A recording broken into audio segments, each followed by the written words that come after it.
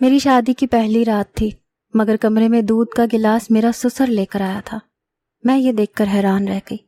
سسر نے کہا، بہو میں تم کو اپنے ہاتھوں سے دودھ پلاؤں گا تو تم ایک حسین بچے کو پیدا کرو گی۔ میں نے انکار کیا تو سسر اور شوہر نے میرے ساتھ۔ شادی کی رات ہر لڑکی کے لیے بہت سے خواب لے کر آتی ہے۔ میں بھی بہت خوش تھی۔ ہر لڑکی کی طرح میں بھی بہت سے خواب سجائے اپنے پیا کے گھر آئی تھی۔ میں نے عمار کی بس تصویر ہی دیکھی تھی۔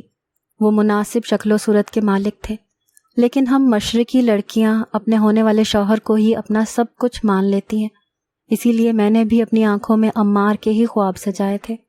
میں اپنے حجلہ عروسی میں بیٹھی تھی۔ دل کی منتشر ہوتی دھڑکنیں بھی اچھی لگ رہی تھیں۔ ایک فطری شرم بھی تھی اور یہ آرزو بھی تھی کہ عمار کے اپنے بارے میں خیالات اور جذبات سننے کو ملیں گے۔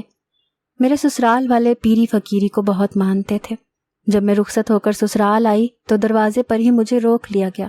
میری ساس نے 2 سفید کبوتر میرے پیروں کے پاس رکھ کر ذبح کیے تھے۔ یہ دیکھ کر میں نے اپنی آنکھیں خوف سے بند کر لیں۔ ان کبوتروں کا خون فرش پر گر چکا تھا۔ میری ساس کہنے لگی، اسی خون پر چلتے ہوئے میں اندر داخل ہوں۔ میں نے پہلی بار ایسا کچھ دیکھا تھا۔ میرا دل اس بات پر آمادہ نہ تھا، لیکن میں اس وقت انکار نہیں کر سکی اور تیزی سے وہاں سے گزر گئی۔ مجھے میری جیٹھانی نے ہی میرے کمرے میں لا کر بٹھایا تھا اور اب میں عمار کا انتظار کر رہی تھی۔ میرے کمرے کا دروازہ کھلا تو میں سنبھل کر بیٹھ گئی۔ میں نے بہت کچھ سوچا تھا کہ عمار سے میں اظہار کرنے میں کنجوسی نہیں کروں گی، لیکن جیسے ہی کمرے کا دروازہ کھلا میں تو شرم کے مارے نظریں ہی نہیں اٹھا پائی۔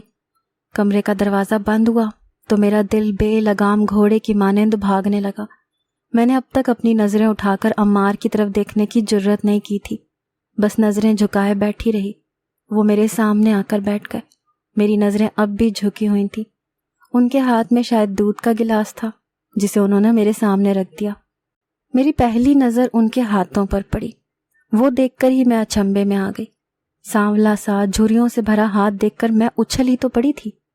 بے ساختہ میری نظر سامنے پڑی تو میرے ہوش و حواس اڑ کے ہی رہ گئے تھے۔ میرے سسر میرے سامنے بیٹھے مسکرا رہے تھے۔ میں جھٹکے سے پیچھے ہٹ گئی۔ رات کے اس پہر میرے سسر کا میرے کمرے میں کیا کام تھا؟ میرا دماغ چکرا کر رہ گیا تھا۔ یہ بات میرے لیے بہت غیر معمولی سی تھی۔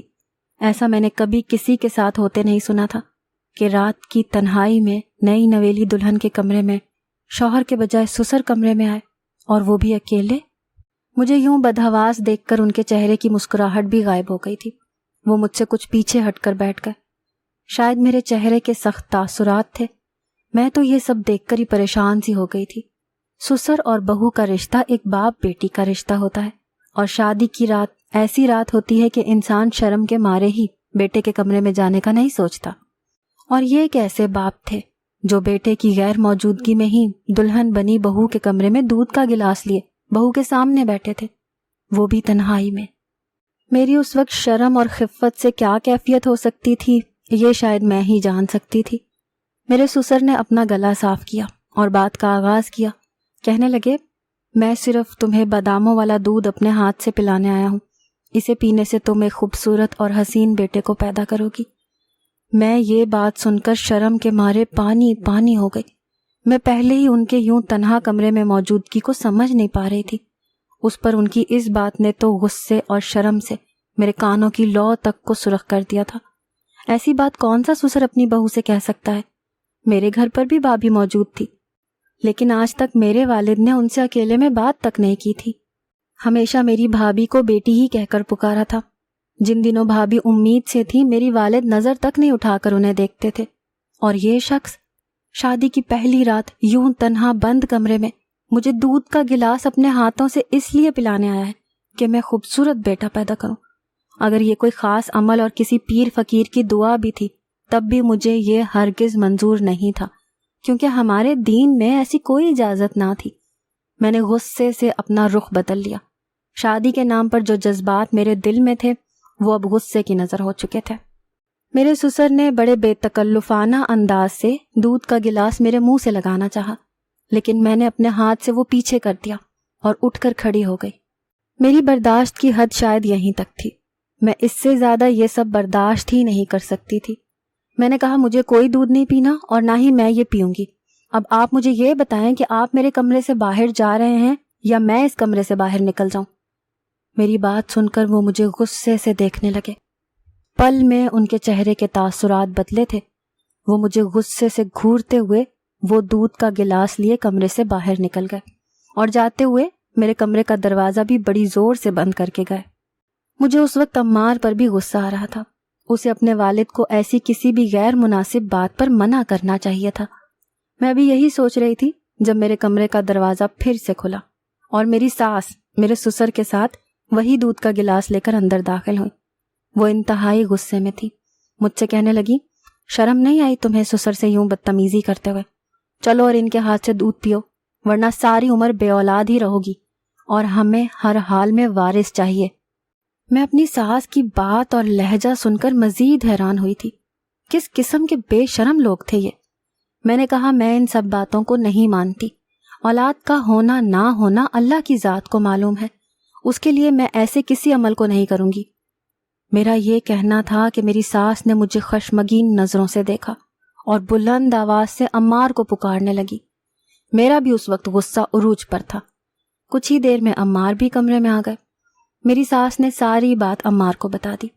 وہ میرے پاس آئے، کہنے لگے، یہ کیا بدتمیزی ہے؟ تمہیں آئے ہوئے ابھی 24 گھنٹے بھی نہیں گزرے اور تم سارے لحاظ بھول گئی ہو۔ کیا میرے ماں باپ کی تمہارے نزدیک کوئی اہمیت نہیں ہے؟ میں نے کہا کہ میں ایسے کسی عمل کو نہیں مانتی، لیکن ٹھیک ہے، اگر آپ یہ چاہتے ہیں کہ میں یہ دودھ کا گلاس پیوں تو یہ میں آپ کے ہاتھ سے پی لیتی ہوں، لیکن آپ کے والد کے ہاتھ سے نہیں پی سکتی۔ میری یہ بات سن کر وہ مجھے غصے سے گھورنے لگے، پھر غضبناک لہجے سے بولے، کہنے لگے، ہم پیر و مرشد کو ماننے والے لوگ ہیں اور میرے ابا اسی گدی پر براجمان ہیں۔ آج تک ان کے سامنے کسی نے انکار کی ہمت نہیں کی۔ میری بڑی بھابھی کو بھی میرے ابا نے ہی دودھ پلایا تھا، اور دیکھو انہوں نے 3 بیٹوں کو جنم دیا ہے، پھر تمہیں کیا تکلیف ہے؟ میں نے کہا میرا دل ان باتوں کو نہیں مانتا۔ میرے منہ سے ابھی یہی الفاظ نکلے تھے کہ ایک زوردار تھپڑ عمار نے میرے رخسار پر مارا۔ میں اسے دیکھ کر حیران رہ گئی۔ میرا رخسار دکھ سا گیا تھا۔ مجھے اپنی اہانت محسوس ہونے لگی۔ بھلا یہ کیا طریقہ تھا؟ وہ کہنے لگے، ہمارے گھر کی عورت کی زبان درازی کوئی برداشت نہیں کرتا۔ آج کے بعد زبان بند کر کے رہنا، وہ سب کرتی رہنا جو ہم تم سے کہیں۔ میں نہیں جانتی تھی کہ پہلی ہی رات میرا شوہر مجھ سے اس سفاکی سے پیش آئے گا۔ اس کے بعد عمار میرے پیچھے جا کر کھڑے ہو گئے اور میرے دونوں ہاتھ پیچھے کی جانب کر کے مضبوطی سے پکڑ لیے۔ میں ان کی سفاکی پر ٹھیک سے حیران بھی نہیں ہو پائی تھی۔ جب میری ساس آگے بڑھی، میرے جبڑے کو زور سے یوں پکڑا کہ میرا منہ کھل گیا۔ پھر میرے سسر نے زبردستی وہ دودھ کا گلاس مجھے پلا دیا جسے میں نے روتے ہوئے پیا تھا۔ اس دودھ کا ذائقہ بہت الگ تھا، ایک دم کڑوا اور کسیلا سا۔ مجھے لگا مجھے الٹی ہو جائے گی، لیکن جیسے ہی وہ دودھ کا گلاس ختم ہوا مجھے سخت چکر آنے لگا۔ مجھے اپنا وجود بے جان سا ہوتا ہوا محسوس ہوا تھا۔ مجھ پر غنودگی غالب آ چکی تھی۔ میری آنکھوں کے ساتھ ساتھ میرا دماغ بھی اندھیروں میں ڈوب چکا تھا۔ میں نہیں جانتی تھی میں کہاں تھی، لیکن جب میری آنکھ کھلی مجھے لگا میرا پورا وجود درد سے چور ہے۔ دن کی روشنی کمرے میں پھیل چکی تھی، لیکن مجھ میں اتنی ہمت نہ تھی کہ میں اپنی بند آنکھوں کو کھول سکوں۔ بمشکل میں نے اپنی آنکھوں کو کھولا تھا۔ میرے برابر میں عمار بے خبر سو رہا تھا۔ میں بمشکل اٹھ کر بیٹھی، لیکن جیسے ہی میری نظر سامنے لگے ڈریسنگ کے شیشے پر پڑی، ایک چیخ میرے منہ سے برآمد ہوئی۔ میرے چہرے کو بری طرح سے نوچا گیا تھا، میری گردن کو سگریٹ سے بجھایا گیا تھا۔ بہت گہرا جلے ہوئے کا نشان موجود تھا جس پر شدت سے جلن ہو رہی تھی۔ میرا بکھرا حلیہ اس بات کی گواہی دے رہا تھا کہ میری رات ایک درندگی اور سفاکی کی نظر ہوئی ہے۔ میں بمشکل اٹھ کر کھڑی ہوئی تھی، لیکن اگلے ہی لمحے دوبارہ بیڈ پر گرنے لگی تھی کہ میں نے جلدی سے دیوار کا سہارا لیا اور خود کو گرنے سے بچایا۔ میری آنکھوں سے آنسو بہنے لگے۔ میں نے نہا کر اپنے کپڑے تبدیل کیے اور کمرے میں موجود صوفے پر بیٹھ گئی۔ مجھے اپنے شوہر سے نفرت محسوس ہو رہی تھی۔ میری آنکھوں سے آنسو بہہ رہے تھے۔ ایک ہی رات میں وہ میرا چہرہ بری طرح سے بگاڑ چکا تھا۔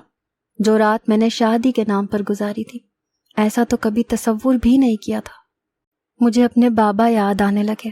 وہ تو مجھ سے بے تحاشا پیار کرتے تھے۔ انہوں نے کبھی مجھ سے اونچے لہجے میں بات تک نہیں کی تھی۔ کہتے تھے بچیوں کا دل بہت نازک ہوتا ہے، ذرا سے اونچے لہجے سے ڈر جاتا ہے، وہ سہم جاتی ہیں، ان کے معصوم چہرے مرجھا جاتے ہیں، اسی لیے عورت ذات سے ہمیشہ نرمی سے گفتگو کرنی چاہیے۔ میرے والد کا رویہ میری والدہ اور بھابھی سے بھی ایسا ہی تھا۔ میرے بھابھی نے بھی میری بھابھی سے حسن سلوک کا ہی معاملہ کیا تھا۔ میں تو ایسے ہی حسین خواب اپنی آنکھوں میں عمار کے لیے بھی سجا کر آئی تھی، لیکن میں سسک اٹھی۔ میں نے اپنے بہتے آنسوؤں کو صاف کیا، پھر میں نے اپنا موبائل اٹھایا اور ایک میسج کر دیا۔ اسی وقت عمار کی آنکھ بھی کھل گئی، مجھے دیکھ کر وہ مسکرانے لگا۔ مجھے اس وقت اس کی شکل بھی زہر لگ رہی تھی۔ وہ اٹھ کر میرے پاس آیا، کہنے لگا خود کو آئینے میں تو تم دیکھ ہی چکی ہوگی، یہ سب تمہاری نافرمانی کا انجام ہے۔ آئندہ اگر میری یا میرے گھر والوں کی کسی بات پر انکار کرنے کا سوچا تو اس سے زیادہ برا حشر کروں گا تمہارا۔ میں نے تنفر سے اسے دیکھا تھا لیکن کہا کچھ نہیں۔ کچھ دیر بعد میرے سسرال کے باہر میرا بھائی اور میرے والد پولیس کے ساتھ کھڑے تھے، کیونکہ میں انہیں واٹس ایپ پر اپنی تصویر بھیج چکی تھی اور ساری بات بھی میسج پر بتا چکی تھی۔ میرا حشر دیکھ کر میرے والد مجھے ساتھ لگائے پھوٹ پھوٹ کر رونے لگے۔ عمار اور اس کے والد کو پولیس نے حراست میں لے لیا تھا۔ میری جٹھانی جو 4 سال سے ان کے ظلم و ستم کا شکار تھی، وہ بھی بول اٹھی۔ میرا جیٹھ بھی اس کے ساتھ پیری فقیری کے نام پر ایسی ہی جہالت کرتا تھا، اسے مارتا پیٹتا تھا۔ وہ لوگ جھوٹے پیر بنے ہوئے بیٹھے تھے، لوگوں کے سامنے اپنا روب دبدبہ جمانے کے لیے اپنی بیوی کے ساتھ بدسلوکی کرتے تھے، انہیں مارتے پیٹتے تھے۔ میں واپس اپنے گھر آ چکی تھی، عمار سے خلا بھی لے چکی تھی۔ میرے والد میرے سامنے شرمندہ سے تھے، کہنے لگے مجھ سے کیسے اتنی بڑی بھول ہو گئی، مجھے رشتہ کرنے سے پہلے اچھی طرح سے تحقیق کروانی چاہیے تھی۔ مجھے تو لگا تھا کہ نیک لوگ ہیں، لیکن یہ نہیں جانتا تھا کہ لوگ کیسے کیسے لبادے اوڑھ کر دوسروں کو دھوکہ دیتے ہیں۔ مجھے اپنے باپ سے کوئی شکایت نہ تھی، لیکن میں نے بروقت ایک ٹھیک فیصلہ کیا تھا۔ اگر میں وہ سفاکی صرف اس لیے سہ جاتی کہ مجھے ہر حال میں گھر بسانا ہے، تو شاید میں ظلم کرنے والے کو خود پر اور بھی طاقتور بنا دیتی۔ شوہر کی کم تنخواہ پر صبر کر جانا چاہیے، لیکن اس کی جہالت پر ہرگز نہیں۔